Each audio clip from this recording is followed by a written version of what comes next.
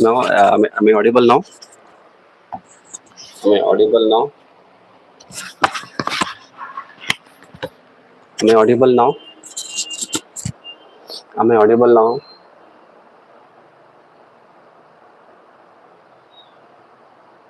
Am I audible now? Yes, let's begin. Starting from the first.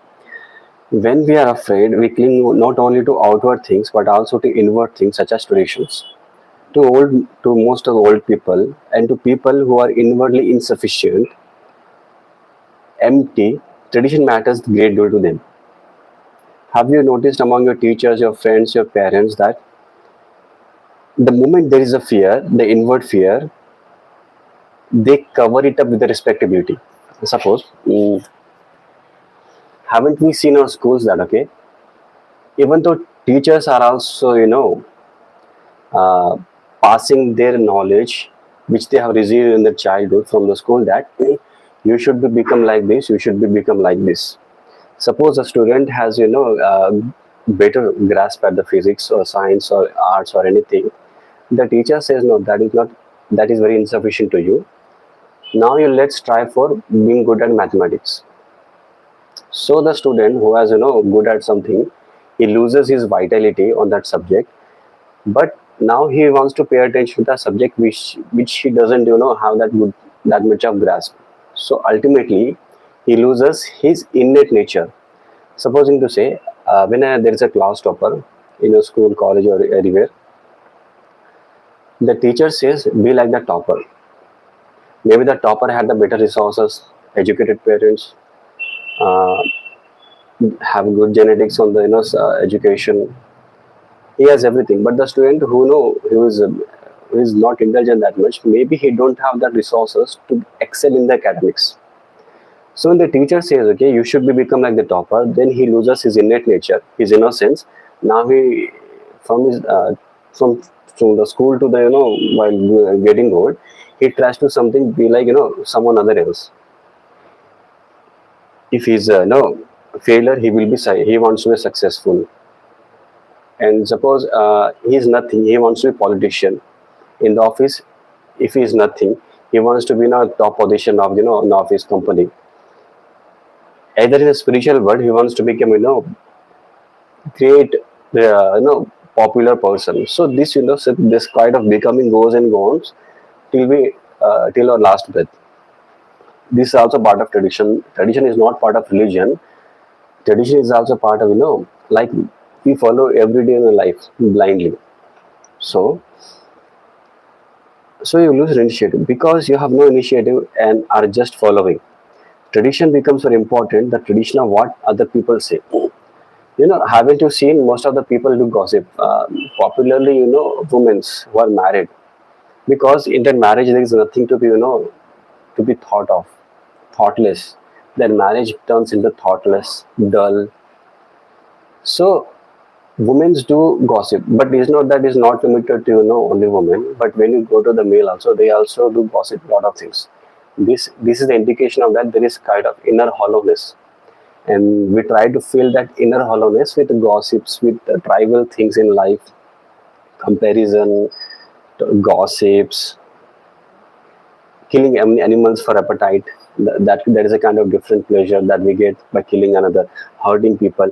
We all fill that inner emptiness with these things, trivial things, because innerly we are empty. Empty in a sense that okay, we don't have any things to do in the life which is very valuable. So, the tradition that has been handed down from the past, tradition that has no vitality, no zest in life, because it is a mere repetition without any meaning. When one is afraid, there is always a tendency to imitate. When one is afraid, when one is afraid, there is also a tendency to imitate others. Suppose the teacher says I'm insufficient, or the parent says I'm insufficient, I get some kind of fear. So when they impose some kind of fear in ourselves, we tend to follow them. Most of the human beings, either to spiritual or any business owner, they plant some kind of fear in us to control us. Fear is the weapon they use to control the people. By injecting fear, they can control them very well. They cling to tradition, to other parents, to their wives, to their brothers, to their husbands. And imitation destroys initiative. When you draw or paint a tree, you do not imitate the tree. When you uh, when you draw or paint a tree, you do not imitate the tree. You do not copy it exactly as it is, which would be more photography.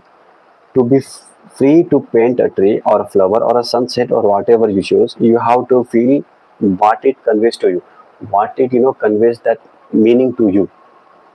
If you paint a tree, what the tree is conveying things to you, the significance, the meaning of it. This is very important to try to convey the significance of what you see and not merely copy it. Suppose when you read any book, you should be read in a way that what the book wants to tell you, what the meaning it wants to convey to you, in that sense only. For you, then you begin to awaken the creative process of your mind. For this is there must be free mind, a mind that is not burdened with the tradition, with copying others or what other people say to you, or fear, but look at your own lives and the lives about you, how traditional, how imitative they are. Hmm. Do you know what a free mind is? Have you ever observed your own mind? It is not free, is it? You are always watching to see what your friends say about you. It is your mind is not free, is it? You are always watching to see what your friends say about you, what your relatives say about you, your parents say about you. Your mind is like a house. Your mind is like a house enclosed by a fence or by barbed wire. In that state, no new thing can take place. A new thing can happen only when there is no fear in your mind. And it is extremely difficult for the mind to be free of fear, because that implies being really free of the desire to imitate. Being fearless means that implies being really free of the desire to copy others, to follow, free of the desire to amass wealth, free of the desire to accumulate a lot of wealth, lot of things, to conform to tradition, to follow tradition, which does not mean that you do not you do something outrageous. Freedom of mind comes into being when there is no fear. Freedom of the mind comes only when we are fearless. When the mind has no desire to show off. When we do not have a desire to show off things that we have. Either my face, hair, body, money, clothes. Uh, when there is no desire in the mind to show off ourselves in the public, and is not intriguing for position or prestige, or even not seeking respect from the society, from the parents, from the relatives, from friends. The mind, when it doesn't desire to seek respectability from the parents, siblings, relatives, friends, or in anywhere you go, or a position, then it has no sense of copying others. And it is important to have such a mind really free of tradition, which is the habit forming mechanism of the mind. Is this all? Wait, guys. Noted.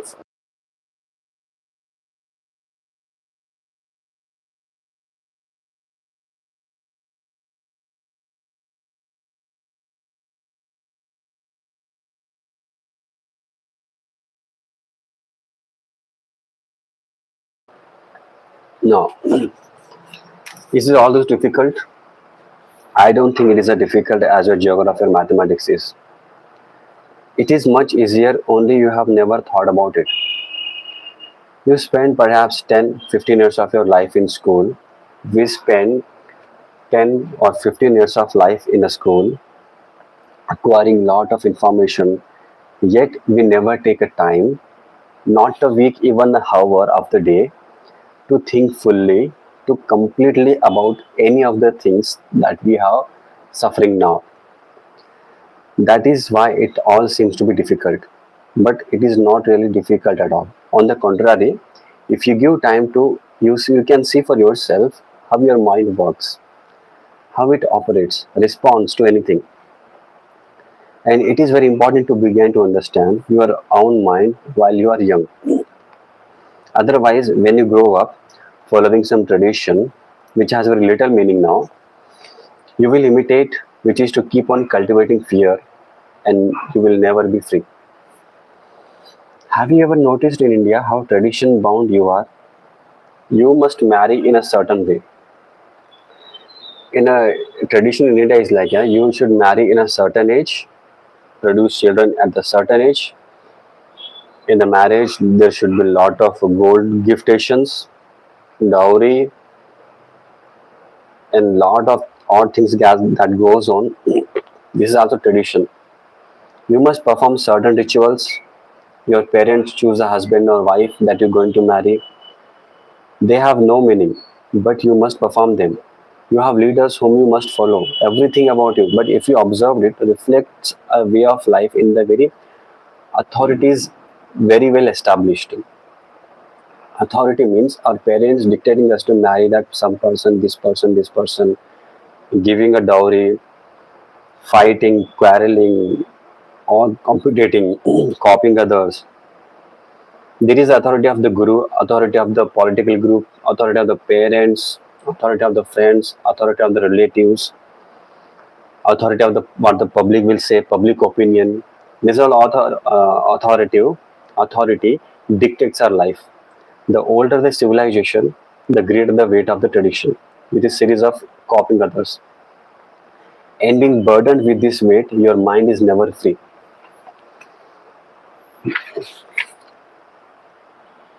Hmm.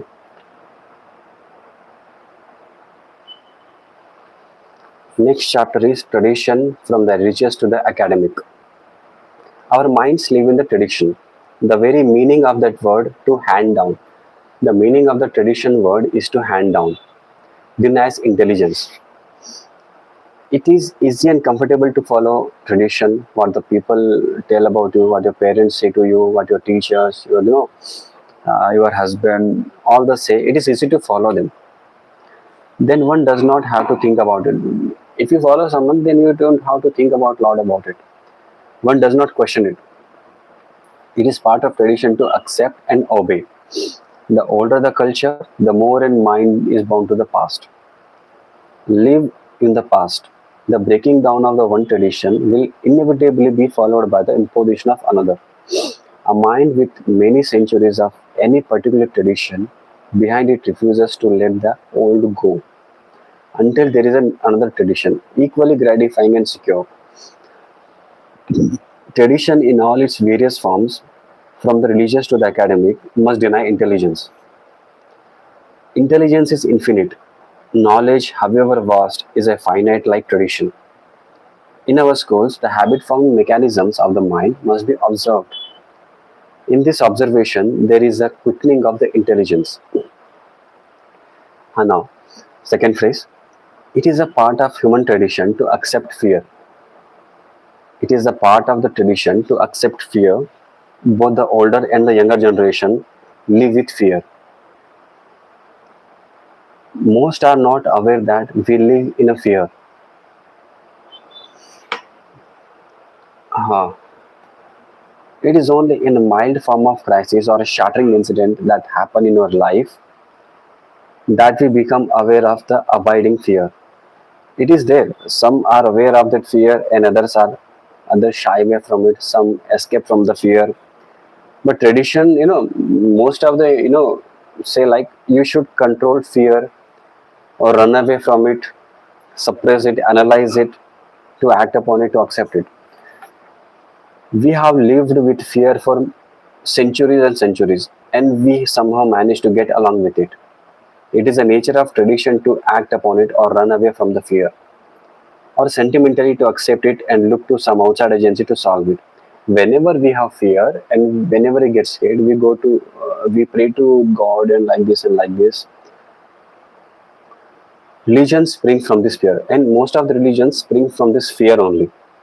And the politicians compelling for power is born out of this fear. Any form of domination over another is the nature of fear. If I dominate you, I'm dominating because I have fear of losing you. So that by controlling you, I can retain you in my life by forcefully. Hmm. When a man or a woman possesses another, when a man or woman controls another, there is a fear in the background. And this fear destroys every form of relationship. It is a function of the educator to help the student to face this fear. It is a function of the educator. Educator here means the parents, teacher. They both have the role to help the student or us to understand the fear, face the fear, whether it is fear of the parent or of the teacher or of an older student who bullies us. The fear of being alone or fear of nature. The academics, the school, and the parents must teach their children to face the fear, nature of the fear, loneliness. They should all tell to the young one so that they should not be live in anxieties, fear throughout his life. Hmm. Now, one second here. The central issue in understanding the nature and the structure of fear is to face it. The central issue in understanding the nature and structure of the fear is to face it. To face it not through the screen of words, but to observe the very happening of fear without any movement away from it. The movement away from the fact is to confound the fact. Our tradition, our education encourages control, acceptance or denial, or very clever rationalization. So here, observe the very happening of fear without any movement away from it. Haven't we seen that? Okay, whenever we get scared of something else, like suppose if I'm scared of my loneliness, suddenly out of that fear, I try to build relationship with the people. Either if I'm boy, there is a girl. If there is a girl, there is a boy. Out of that fear, we engage with people. When we do that now, we should observe our fear. Am I doing out of my my understanding or my fear? And most of the case, people attach because of the fear only, and there is no value in it. That's why we see lots of divorce cases happening, cheatings happening, living relationship crisis, all this happening because we don't know why we are going to that person in life. There is always a seed of fear. When out of the fear, people go into relationships. That's why they struggle to to live in happily. That is a problem. So now, as a teacher, can you help the student and yourself to face every problem that arises in life? In learning, there is neither the teacher nor the taught. There is only learning.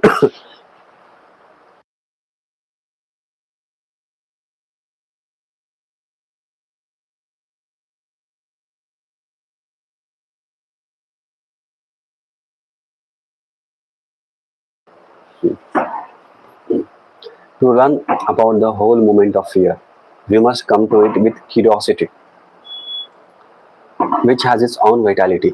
Like a child who is very curious, in that curiosity there is an intensity of learning passion. It is the path of tradition to conquer what we do not understand, to beat it down, to trample it, or to worship it. Tradition is knowledge, and the ending of knowledge is the birth of intelligence. So here it says, ending of the knowledge is the birth of intelligence. Whenever we do something, we should ask ourselves, why am I doing this? Am I doing because I'm repeating it daily as my parents told me? To be example taken, if my parents tell to me marry, why should I get married? First question, why should I get married? Do I need it? The parents, do some kind of, manipulation. Like if you don't get married today, on the other day when you get old, no one will take care of you. And I have seen many older people when they turn old, their children throw them away from the home. Then who will take care of me? Even though they got married to children, still they are suffering. Their children thrown them away. Now they are living in old age homes. So the question arises: Here says, the what the parents, teachers, or anyone relatives say to us, if you don't get married, then you will suffer throughout life. Why should I suffer? Suffering comes only when we have fear. If you don't have any fear, suffering will not come. Even though we may have problems, still there will not be any problem for us. But the people who are saying like, okay, you should get married because no one will take care of you in your old age. This is nonsense. Now, realizing that there is a neither the teacher nor the taught, but only the act of learning on the part of grown up and the student. Can you, through direct perception of what is happening, learn about the fear? You can, if you will allow your fear to tell its ancient story. Mm, if we allow our fear to tell something, then we will know, understand some most about ourselves. We can, take it as I will take one of example. It happens to the many girls' life. If they don't go to someone's marriage, then their parents tell, if you don't go to their cousin marriage, relatives marriage, then they will not come at your marriage. And this instantly, there is anxiety in girls mind, if I don't go, they will not come. But when you do these nothings in fear, then there is no relationship between your parent and you. Nothing. Relation between you and your parents is only fear, not the love. Listen to the fear attentively without interference, for it is telling you the history of your own fear. When you listen, you will discover that the fear is not separate from you. So, the parents tell their children to, this kind of things because their parents had told them, and they're repeating the same thing over and over again. They didn't get happiness by listening to their parents. Still, they repeating the same thing. It is called tradition, handing down. Why you when you listen, you will discover that fear is not separate from you. You are that fear. The very reaction with the word attached to it. The word is not important. So, fear is not the fear itself. Fear is a word. It's naming. Its name. The rose tree is not the rose actually. It has a name, but we don't know what it is actually. We have given a name to identify, to mark it up like this. Okay, this is this. But actually, it has no name. So, when we say fear, fear is not the fear actually. It is a word only. Fear is kind of something you have to understand for yourself. The word is knowledge, the tradition, but the actual now that is happening is something totally new. There is some kind of feeling happens. We give it name as fear, but actually it is not. We don't know what it is. By naming it, we identify itself with the fear, but actually we should not name it as fear. We should feel that kind of feelings, emotion, that feeling. We should not arrive at the conclusion instantly that okay, this is fear. Listen it quietly, understand it, feel it, look at it, observe it, then you can understand something. Hmm. Now that is happening is something totally new. It is discovery of the newness of your fear. Facing the fact of fear without any movement of thought is the ending of fear. Not any particular fear, but the very root of fear is disintegrated in this observation. There is no observer, only observation.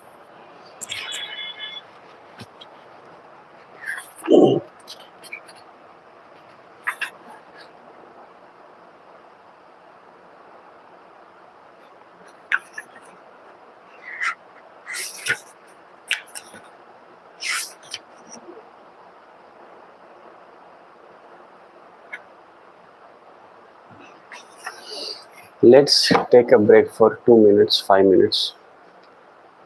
People do comment, please, something.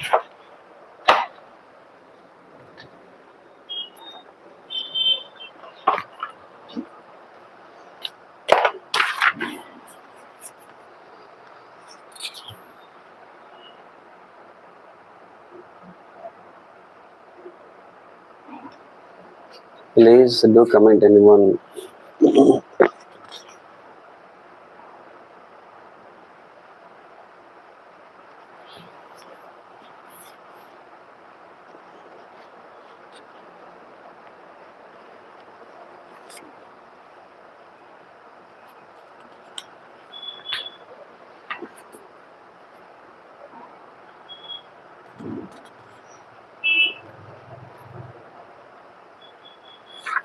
Please do comment if you are online.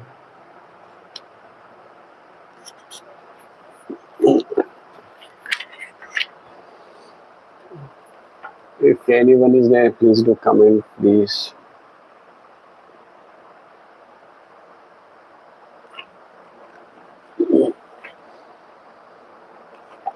No comments. Shit, what happened?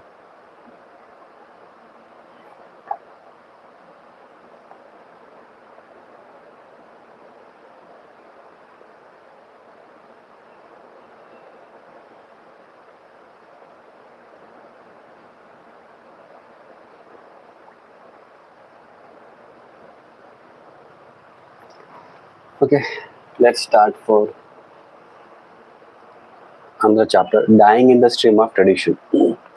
Now we come to something. This question of death. Question of death. Please bear in mind that if you don't understand relationship, if there is no love in your heart, the compassion, you will never understand what death is. They all go together. Love and death go together. Huh. They are not separate. If I have not resolved the totally problem of relationship on which all societies are based, if I have not come into contact deeply within myself with that compassion, love is, I shall never understand what death is. Because they are all together, indivisible, and that is the beauty of death. You know, it is one of the greatest problems of life from the ancient of days and times in the history. Every king, prophet, saint has been frightened. Being frightened, they invented a series of ideas that you will live with your all goods as ancient Egyptians did, and you will live next life. Hmm. There is a belief in incarnation. There is no belief in incarnation, but in one life you will resurrected by somebody, and you will live in heaven. Hmm. Okay. Yes, yes. Greatest. Okay.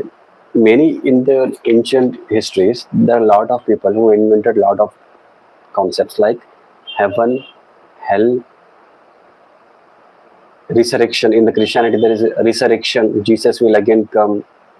Resurrection things. In India, it is a probably reincarnation, punarjanma. All these things are by invented with the fear. There, J. Krishnamurti says, if I'm fearful in my present life, and I think this life was very brutal to me, and this life consumed me a lot of things from me, and I hope in next life I will be happy. Out of this frustration, out of this fear, my mind invents reincarnation, punarjanma. So mhm, everywhere there is a hope that there is a continuity of the me. So in also Christianity and Islam, there is a concept of judgment day, where they think that okay, this judgment day will definitely bring what they have done in their present life will be rewarded in that judgment day. This is a concept based on fear itself. So there is a continuity of the me. Continuity of the means, when I say in the next life, in the Punar Janma, I will be born again. Who will be born again? I, the me. My all the self-centered activities will be born again. In Islam also, there is Islam Christianity, there is similar thing. I will be rewarded in the heaven on judgment day. My my soul, me. There is a fear of death through old age. The trials of old age, disease, pain, anxiety, fear, unconscious ending of life in some hospital, in any accident with some fatal disease. So death is always there.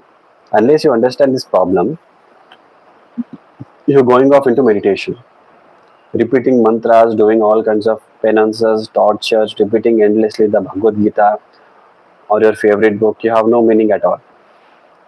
Your guru dies and you die. So how will you solve this problem? The fear. Finish with it.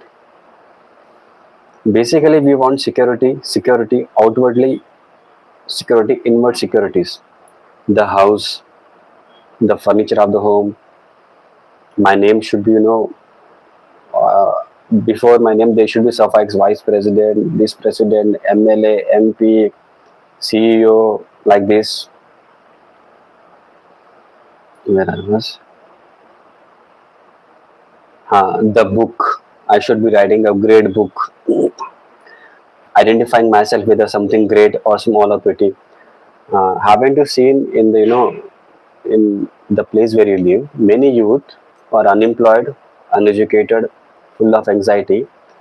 When any politician come to their area, they easily identify with that politician or a businessman, and how they bend before them, that person who is a politician, MLA or MP. They bend before that person out of fear, but they call it respectability, but it is fear. So identifying myself with something great, with we identify ourselves with a nation, religion, caste, or even gender, and inwardly one seeks security in ideas. Security in ideas means like Punarjanma, resurrection day of the Christianity, and Islam also there is similar concepts, like if you do justice jihad now, then you will face a lot of rewards in the heaven. If you don't do this here in the earth, then there is a hell waiting for you, Jahannam waiting for you. These all concepts are born out of the fear only and nothing else. And mind seeks securities in these ideas, in the beliefs, in the Atman. Okay, Atman, if I die, my Atma will go up, it will roam in the cities in the night, in the white sari, straightened hair, roaming here and there, scaring people. This kind of beliefs and the soul, all ideas are put together by thought. Thought which is frightened of coming to an end. And what is the me? What is the me? Who am I? The you, who you are, and who am I? That dies and wishes to continue.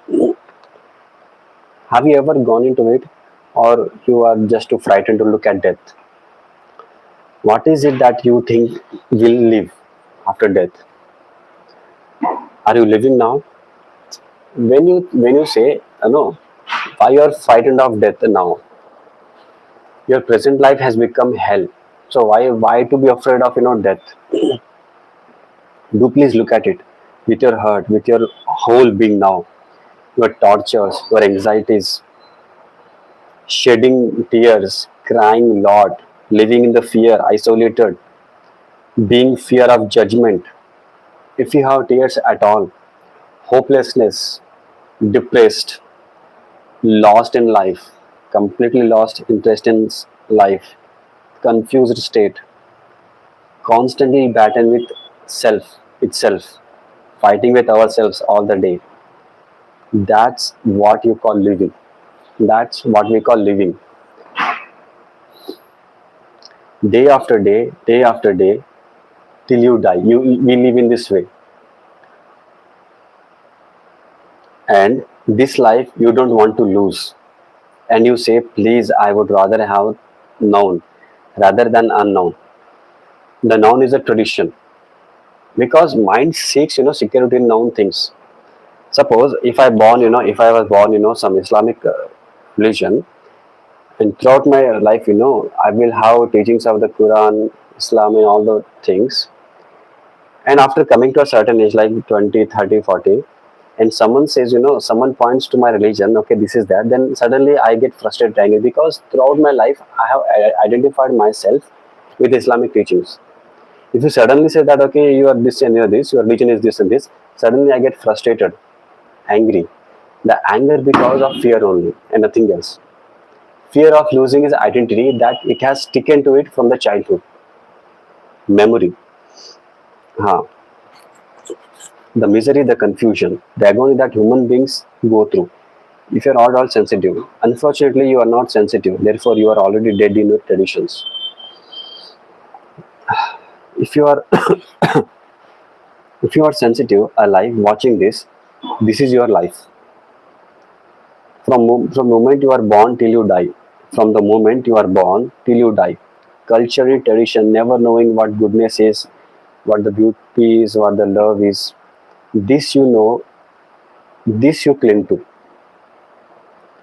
and this you want to repeat it in next life. And the same life that we are living now, we expect, in our punarjanma, in the next life, I should be living like this. But a next life without sorrow. We don't want any sorrow in next life, but we want same kind of life that we're living now in the next life. Huh. Only some modified things in the next life, with better bathrooms, with better furniture, with good name, good health, good body, beautiful face, better position, better money, good money. You can have that better bathroom, better position, more money only if you behave properly now. You can have all those things, but when you properly behave for now, don't have, but you don't have properly now, but you don't behave properly now. So your belief in future life has no meaning whatsoever. If you have belief in the future life, it means you must behave righteously now, good now. But if you don't behave righteously now, what's your life now? Then why do you want to continue it after death? If your life is not good presently now, then what is the use of I know expecting my next life should be good? Then why do you want to continue it after death? That's all. That's all. So what? That's also meaningless. So don't waste your time. Don't waste your life. Live it now. That means to live now, you must die to every day, to everything you know, to your images, to your understanding. When we die, death comes and doesn't ask your permission. It takes you on the spot. That time you should leave all your fears, anxieties, your greed, your violence, your hurting people, kind things on this earth. Then even though someone has the things, still when you forget, suppose I have done something wrong now, I apologize and that finished. That is one thing. And carrying my frustration, anger, hurt over to the next day makes my life a living hell. All this comes, goes, forget it. All that comes, goes, and forget. Like the river. The river is not static, it flows, flows. That's the life. So, to die to those images, to die to your peculiar ambitions, greed, envy, attachment. But you won't die to your, ambitions, greedy, envy, attachments. You like to keep them to your mind. Therefore, you like to live a life of constant conflict. So, the freedom from the noun, that's your life, your everyday life. Freedom from that is a timeless moment in which there is no death at all. But you will say, but I have seen my brother, my mediums, my mediums have told me that my brother exists. Haven't you heard all this? My wife to a medium gives me message. Someone in our life, someone dies, which is very dear to us. They come to in our dream and they ask, some kind of, I do exist. I'm waiting for you. This and that. Haven't you heard all this? My wife to a medium gives me message in my dream. Or only my wife and I know. Nobody else knows. People remember their past lives. Have you heard all those things? Haven't you? Which is all that. Look, sir, you are caught in the stream of greed, envy, fear, power, of money, the corruption of authority. You live in that world. That is the stream of that is carrying you. That is the stream of tradition, and you die in that stream. We die in the greed, we die in the corruption, we die in the anxiety, we die in the fear, never losing yourself, walking away from that stream, never putting yourself away from that stream altogether. But you are caught in the stream and you die in that stream, and your images are in that stream. That is, you are the stream, that river is the image you have. So when my brother gives me message, he is giving me from that stream. Stream of greedy, anxiety, fear, public opinion, because I belong to that stream. You understand, sir? So, don't waste your life, which you are now wasting. This is the life. One life is good enough. You can make of that life everything, or you can make of that life what is now as you are living. But the man who steps out of that river, that stream, is one who has no image about himself or another. He has no authority, no position, because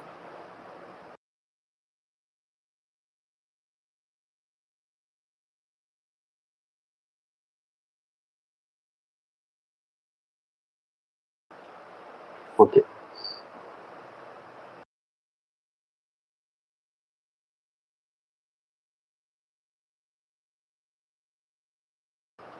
okay. But the man who steps out of that river stream is one who has no image about himself or another. He has no authority, no position, because how can a man who is compassionate have any position, any authority? So, do be serious in your life. Consider this as a whole of life. The one moment or the 10 moments, which means to know what is the significance of relationship, love, and death are. That is a foundation for meditation. The foundation is very meditation. Well, guys, I will come.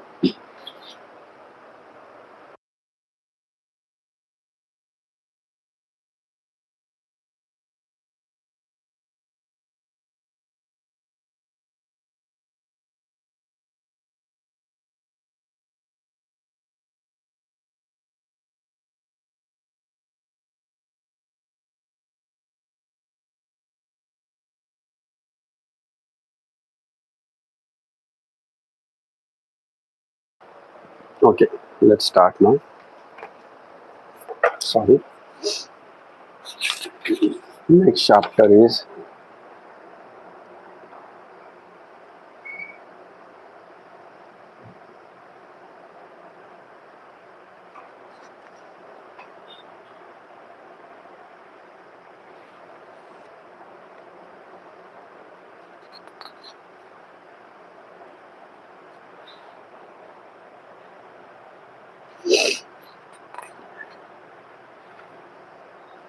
okay. I will now start this after 2 minutes. You say, guys, to talk. You do comment, please.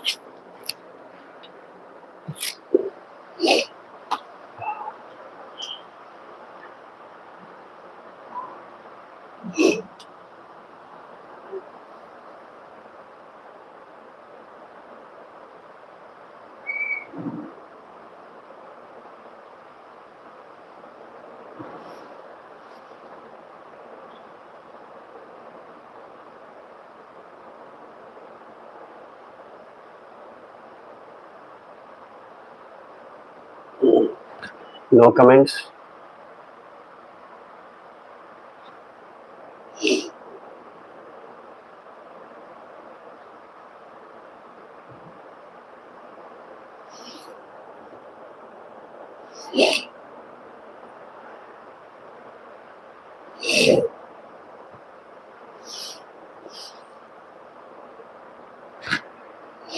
No one is commenting. Is anyone there? ಹೋರಾಟ ಹೋರಾಟ ಕಲೆಯದ ನಡೆಯದು ಹೋರಾಟ. Please do comment if anyone is there. I will start next chapter. Chapter name is Prison of the Tradition. Prison of Tradition.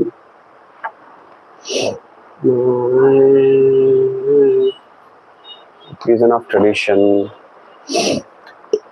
No one is going to comment now.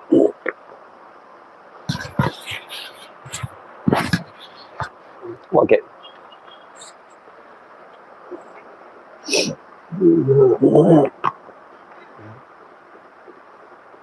Horata. Let's start another chapter after drinking water. Wait, guys. I will.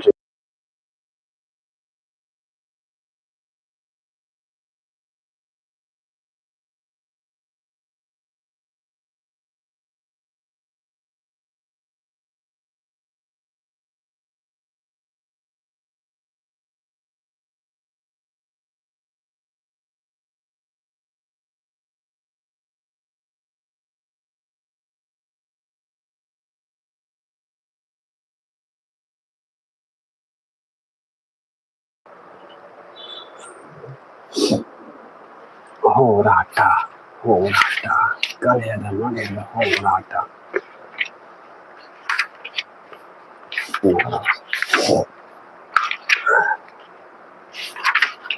Reason of tradition.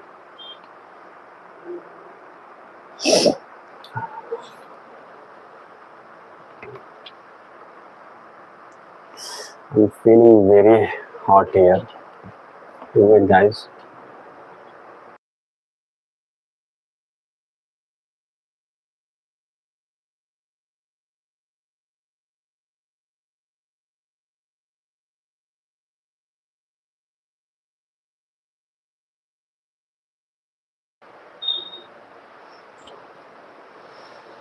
Horata.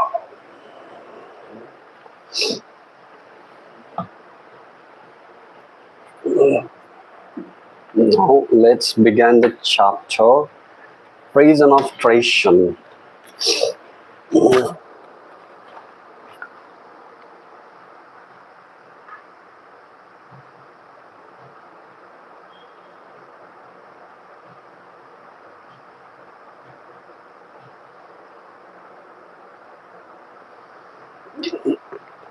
Now, in talking about the meditation, we are dealing only with the words, not with the act of meditation. When we consider what is meditation, we should really go into the problem of what religion.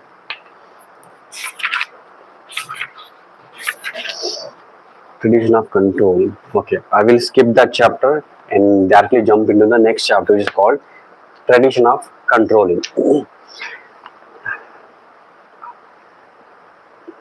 How can a mind know what meditation is?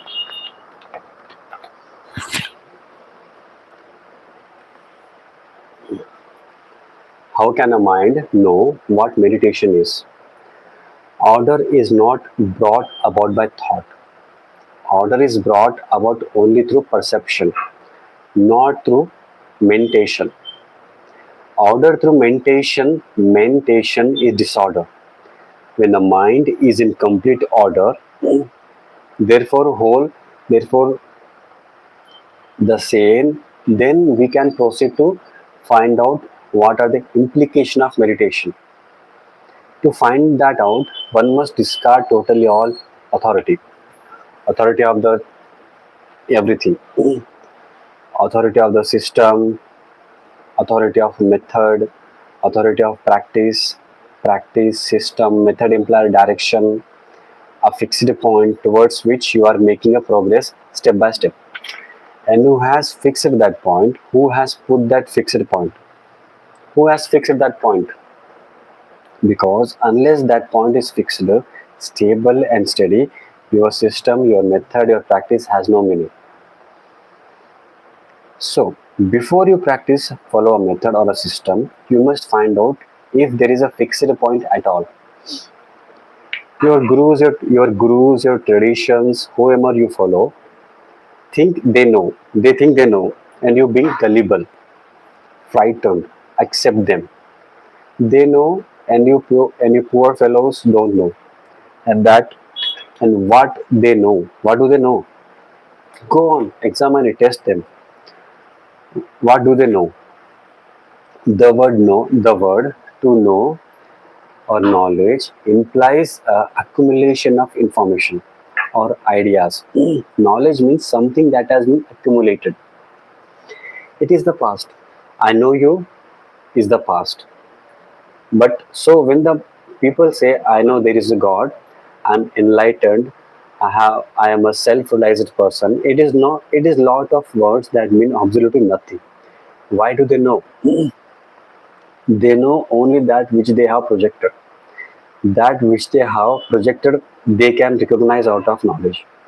So what they know is the past, something that is gone, dead, and you follow them are also dead. Yes, my throat doesn't look good now. I will start this after 10 minutes. Till now, I won't say anything.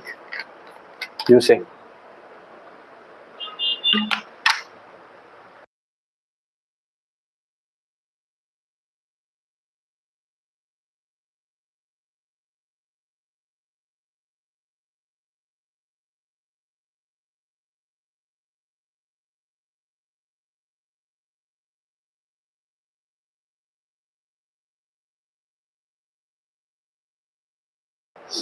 Let's do some chit chat.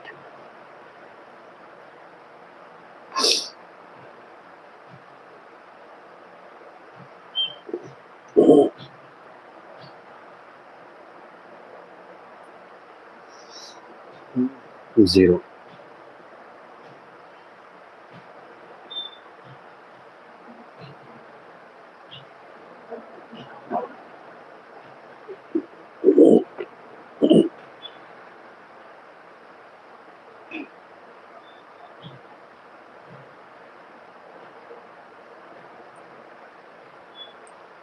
Who that? Who that?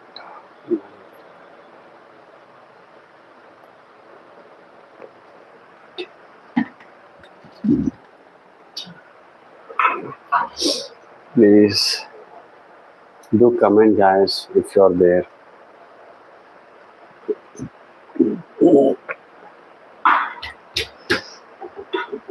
Okay, I will now keep this book.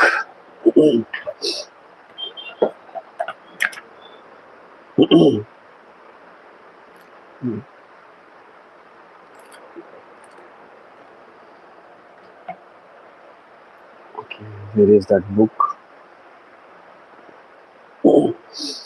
I will now begin a book called very beautiful book, which is my favorite. So yes, on Deepavali, I will do live on that book,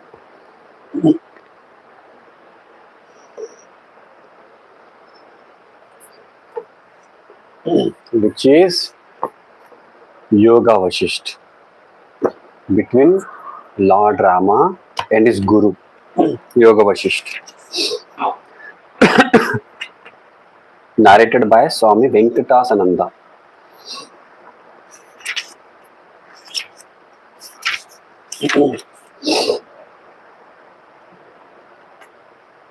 Would you like to hear this? Please let me know. Yoga Vasisht. It is a conversation between Yoga Vasisht and Sri Rama. Krishna.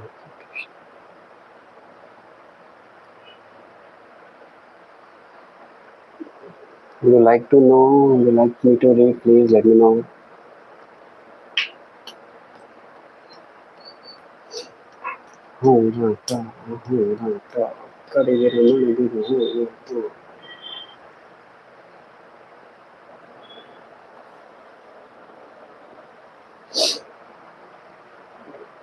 Okay, I will start. Sut Krishna, the sage, asked the Agastya Muni, O sage, kindly enlighten me on this problem of liberation, moksha. Which one of the two conducive to liberation, work or knowledge? Agastya replied to Sutkrishna, verily, birds are able to fly with their two wings. Birds are able to fly with their two wings. Even so, both work and knowledge. Even so, the both action or work and knowledge together lead to the supreme goal of liberation. Not indeed work alone, not indeed work alone, nor indeed knowledge alone can lead to liberation, but both of them together form the means to liberation. Listen, I shall narrate you to a legend in answer to your question. There once lived a holy man named Karunya, Karunya, Karunya, who was who was the son of Agnivashya. Having mastered the holy scriptures and understood their purport, the young man became apathetic to life. Apathetic to life. Apathetic life means not interested in life. And seeing this, Agnivesha demanded why Karunya had abandoned the due performance of his daily duties. To which Karunya replied, Beta,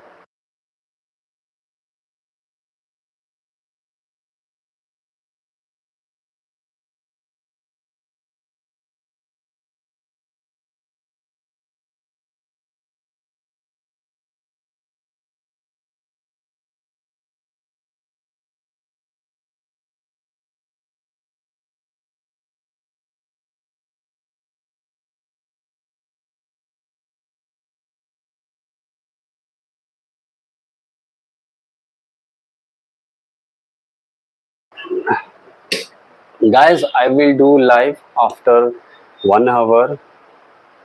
I will be back. Thank you. Mm.